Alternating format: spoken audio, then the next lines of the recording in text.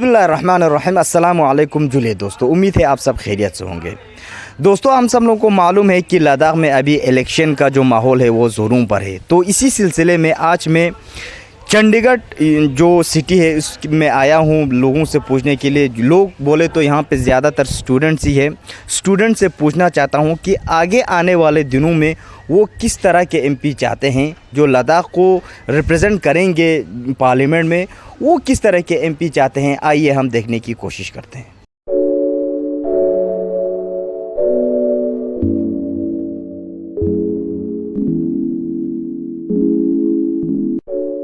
आपका क्या नाम है? बिस्मिल्लाहिर्रहमानिर्रहीम। मेरा नाम मोहम्मद इब्राहिम है। अच्छा, आप कौन से कहाँ पढ़ते हो अभी? मेरा जो ग्रेजुएशन है वो पंजाब यूनिवर्सिटी से हो चुका है। अभी मैं एसएससी के लिए तैयारी कर रहा हूँ। मैं अभी चंडीगढ़ में हूँ। तो अभी आप जैसे कि हम सबको मालूम है कि लोकसभा इलेक्शन आने वाले हैं, तो आगे आने वाले हमारे नेता या हमारे रिप्रेजेंटेटिव से आप एज ए यूथ क्या एक्सपेक्ट कर रहे हैं? हमें चाहिए कि जो आने वाले 2024 में जो अभी एमपी आने वाले है, हमारे जो लोगों का जो डिमांड है वो पूरा होना चाहिए, फुलफिल होना चाहिए। क्योंकि जो 2019 में जो एमपी आया हुआ था उन्होंने इतना अच्छा काम ही नहीं किया है। जो हमारा अभी जो 6 शेड्यूल का जो वो प्रोटेस्ट चल रहा है वो भी फुलफिल नहीं कर रहा है। इसीलिए हमें ये चाहिए कि ऐसा नेता होना चाहिए जो कि हमारा डिमांड जो है ना वो पूरा कर सके। बहुत बढ़िया। जो अभी स्टूडेंट का भी होता है, जो डिमांड होते हैं, जो लोगों का डिमांड है। अभी लद्दाख का हालत देखो आप, बहुत बुरा चल रहा है। वहाँ पे हालात बहुत बिगड़ चुका है अभी पहले से। बिल्कुल। और ये 6 शेड्यूल का डिमांड ना हमें पूरा होना चाहिए। यही ऐसा नेता चाहिए हमें। अच्छा, और साथ ही साथ स्टेटहुड भी है और जॉब आइडेंटिटी को, हमारे आइडेंटिटी को लेके भी, जॉब सिक्योरिटी को भी लेके बहुत सारे मुद्दे, उन पे आप क्या कहना चाहेंगे? जो जॉब था पहले, मतलब जो भी आता था वो जॉब तो ठीक ठाक निकलता था। जो भी पोस्ट वोस्ट होता है वो सब निकलता था। अभी ऐसा नहीं है कि मतलब नहीं आ रहा है, पोस्ट ठीक से नहीं आ रहा है। हमें ये चाहिए कि ज़्यादा से ज़्यादा हमें अनएम्प्लॉयमेंट नहीं होना चाहिए, वो पूरा होना चाहिए। बिल्कुल बिल्कुल।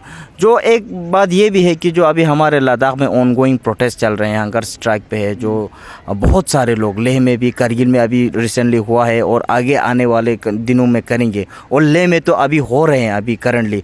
तो उनको आपका क्या मैसेज रहेगा? उनको मैसेज यही रहेगा कि हमने भी यहाँ पे चंडीगढ़ में ही स्टूडेंट का प्रोटेस्ट किया हुआ है। वहाँ पे भी अभी जहाँ लद्दाख में देखो प्रोटेस्ट चल रहा है। ऐसे जब तक हमारा डिमांड पूरा नहीं होगा हमें प्रोटेस्ट करना ही करना है। हमें सब मतलब रोड पे आना ही आना है। क्योंकि हमें हमारा 6 शेड्यूल है ना वो पूरा होना चाहिए। इसके अलावा मतलब हम जो लद्दाख में जो भी स्पीशीज़ है उनके लिए बहुत डेंजर है।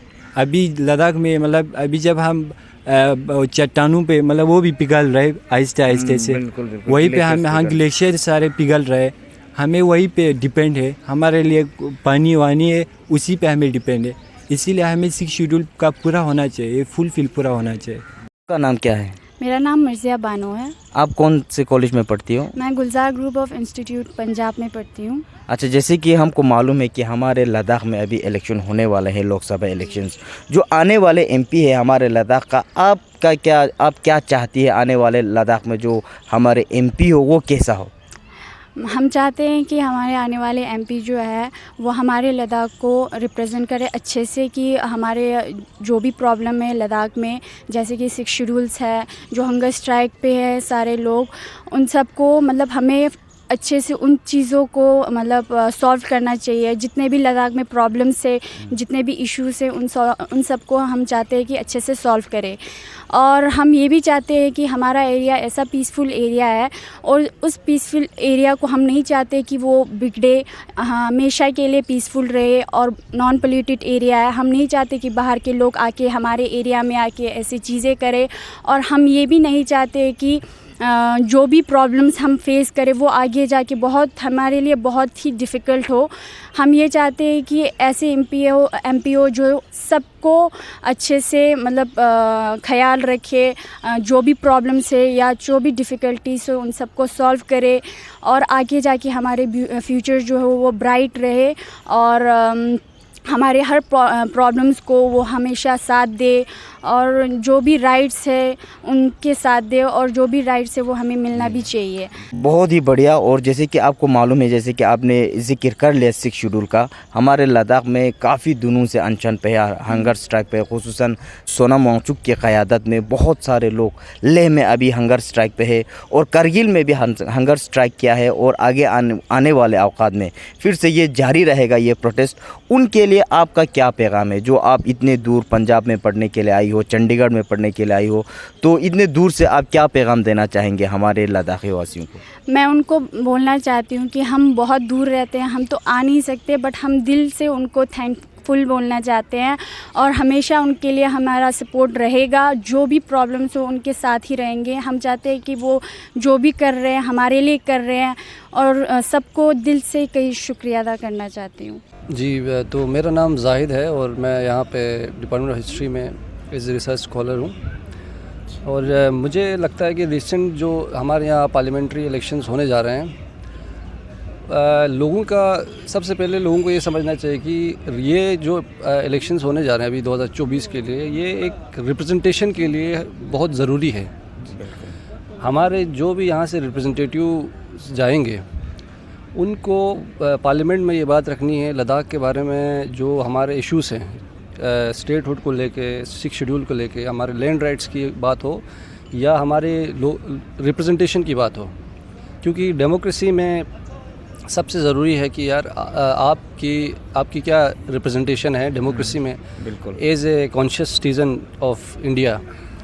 तो ये लोगों को इस चीज़ का ख्याल रखना चाहिए कि हम सिर्फ एक एमपी नहीं भेज रहे हैं, बल्कि हम एक अपनी रिप्रेजेंटेशन भेज रहे हैं, as a member of parliament, जो वहाँ पे हमारी कोई भी इशू हमारे वॉइस को सेंटर में उठा सके। बिल्कुल। जिस तरीके से आप जानते हो रिसेंटली जब जो डेवलपमेंट्स अभी हमारे यहाँ पे हो रही हैं, इसमें सबसे बड़ा इशू तो लैंड राइट्स का है। ऑब्वियसली एज ए ट्राइबल जो एंटिटी ऑफ लद्दाख, जहाँ पर मेजॉरिटी में ट्राइबल्स हैं, तो उनके लैंड राइट्स की बात हो, वो इंडिजिनस लोगों के एनवायरमेंटल कंसर्न्स हैं। और दूसरी बात कि रिप्रेजेंटेशन हो, और क्योंकि यहाँ से एक ही एमपी जाता है, तो वो एक ऐसा एमपी हो जो बहुत ही कैपेबल हो, स्ट्रॉन्ग हो और लोगों की वॉइस को रिप्रेजेंट करता हो। बिल्कुल। चाहे वो मेजॉरिटी में हो, माइनॉरिटी में हो, लिंग्विस्टिक माइनॉरिटीज़ हो, रिलीजियस माइनॉरिटीज़ हो, किसी भी तरीके की रिप्रेजेंटेशन को वहाँ पे जाके रिप्रेजेंट करना बहुत ज़रूरी है।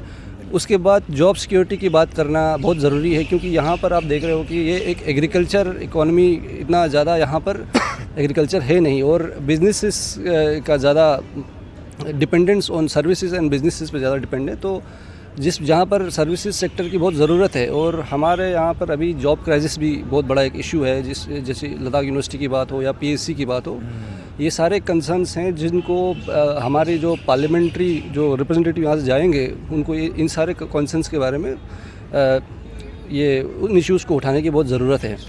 और दूसरी बात ये है कि अगर हम जब देख रहे हैं कि एक पार्लियामेंट्री फॉर्म ऑफ गवर्नमेंट में आप वोटिंग किस बेसिस पे करते हो, पॉलिटिशियंस आएंगे आपको बताएंगे कि यार हमारे रिलीजन के नाम पे वोट मांगना या कुछ पर्सनल बेनिफिट्स के लिए वोट मांगना, 2 किलो चावल, 1 किलो चावल, इन सब चीज़ों से निकल के आपको अपनी रिप्रेजेंटेशन के बारे में सोचना है। पैसा वैसा भी, पैसे के बारे में नहीं सोचना है कि आपको कुछ पर्सनल बेनिफिट्स मिल रहे हैं और आप उनसे, आप पर्सनल बेनिफिट्स से आपको ज़्यादा से ज़्यादा 1 साल 2 साल फ़ायदा हो जाएगा, उससे कुछ ज़्यादा आपको फ़ायदा होने वाला नहीं, वो एक इंस्टेंट टाइम के लिए। लेकिन ये रिप्रेजेंटेशन आगे आने वाले 5 साल तक रहेगी और आने वाली जनरेशन के लिए भी इफ़ेक्ट करेगी। तो एक ऐसा मैसेज देना है पब्लिक को कि भाई आपके आने वाले जनरेशन्स भी इस चीज़ से इफ़ेक्ट हो सकती हैं, तो आपको ये काफ़ी ख्याल रखना है। और अपने जो डिफरेंसेस हैं, उन डिफरेंसेस को साथ में रखते हुए आप अपने आप को रिप्रेजेंट कर सकते हो। ये डेमोक्रेसी का यही सबसे बड़ी एक खासियत है कि यहाँ पर किसी भी डिसेंट को, चाहे वो कोई भी किसी भी तरीके का डिफरेंस हो, आइडियाज़ का हो, कोई आइडियोलॉजी का हो या लैंग्वेज के नाम पे हो, इन सारे डिफरेंसेस को ख़त्म करके आपको एक अपना आइडेंटिटी, अपनी जो पहचान है वो एक डेमोक्रेसी में रिप्रेजेंट करनी है। तो हर तरीके का रिप्रेजेंटेशन होना चाहिए, किसी भी आइडेंटिटी का रिप्रेजेंटेशन यहाँ पे बहुत ज़रूरी है।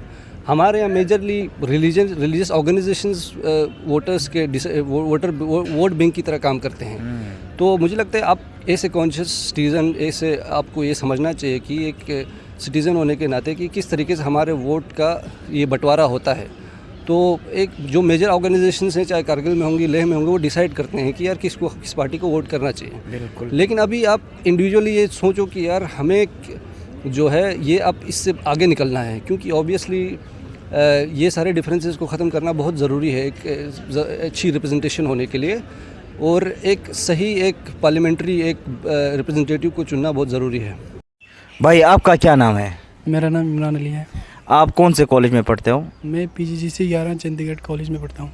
अच्छा भाई, अभी लोकसभा इलेक्शन होने वाले हैं, हमारे लद्दाख में भी 20 मई को मुकर्रर हुआ है डेट, तो आगे आने वाले MP से क्या एक्सपेक्ट कर रहे हैं आप?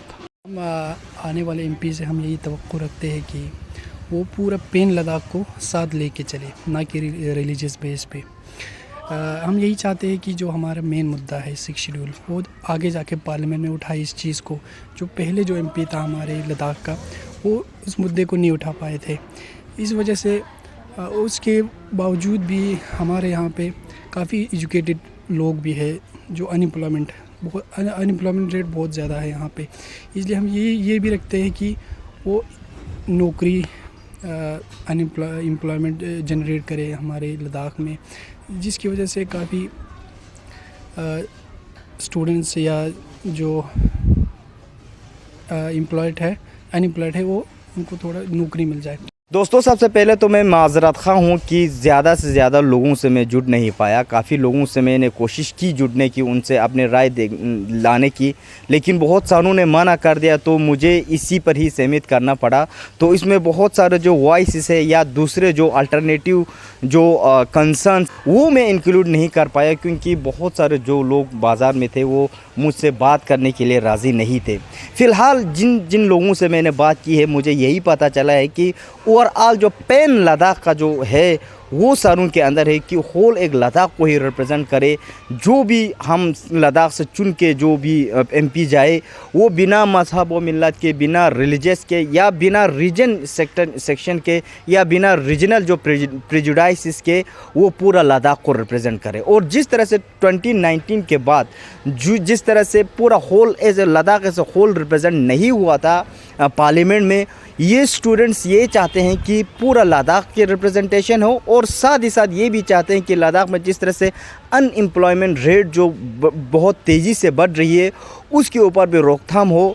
जो अनएम्प्लॉयड यूथ्स है उनके लिए जॉब अपॉर्चुनिटी प्रोवाइड करे। और साथ ही साथ हमें ये भी देखने को मिलता है कि जिस तरह से अभी जो लद्दाख में एजिटेशन जो अभी जारी है 6 शेड्यूल का, स्टेटहुड का और 4 डिमांड्स का, जिस तरह से लैंड प्रोटेक्शन को लेके, आइडेंटिटी को लेके और जॉब को लेके जो चल रहे हैं, उनमें भी बच्चों में या यहाँ के स्टूडेंट्स में काफ़ी उत्साहित है, और वो लोग भी जिस तरह से एजिटेशन हो रहे हैं उनका साथ दे रहे हैं। तो इसी पर मैं आप लोगों से अलविदा लेना चाहता हूँ। दोस्तों आपकी क्या राय है, आप कमेंट सेक्शन में ज़रूर बताइएगा। तो अपना ख्याल रखिएगा। खुदा हाफिज़।